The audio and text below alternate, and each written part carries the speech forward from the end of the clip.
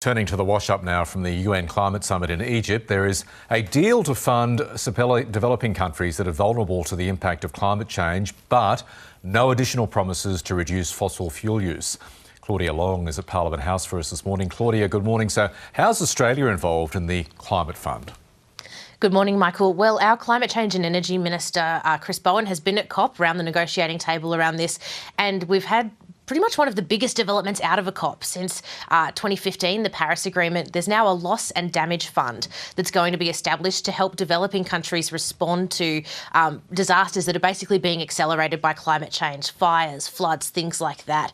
And Australia will probably be one of the wealthy nations putting money into this fund. Now, we don't actually know specifically what the rules around this fund are going to be, though. So this has been one of the criticisms of what's happened at COP, is that there's a bit of criticism that the can is basically being kicked down the road to next year's COP, COP28, in terms of when we're going to find out who specifically is going to be donating to the fund, where the money is going to go, how those decisions are going to be made. But for now, this is also a pretty big win for developing countries. They've been really fighting for something like this for many, many years, since the early 90s, in fact. So a lot of people are pretty happy with this outcome, even though we still need to figure out exactly what the details are going to be. Aside from that, in terms of what else has been happening at COP, there is a bit of disappointment from some countries saying that, you know, there haven't really been many developments going further than last year's Glasgow commitments to get to 1.5 degrees of warming. They've said really there hasn't been a lot of development in that area. And also some UN figures have also been saying that countries' national plans to reduce their emissions by 2030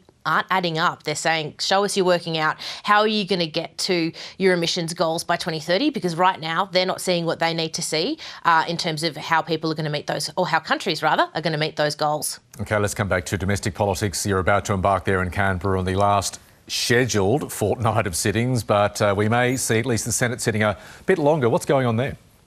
That's because the government has multiple pretty major pieces of legislation that they want to get through the parliament. So the government's industrial relations bill is still being negotiated with crossbenchers. There's quite a contentious section in there around multi-employer bargaining. There are calls from some crossbenchers to split that bill, so to pass the less contentious parts this year, come back to the more contentious parts next year.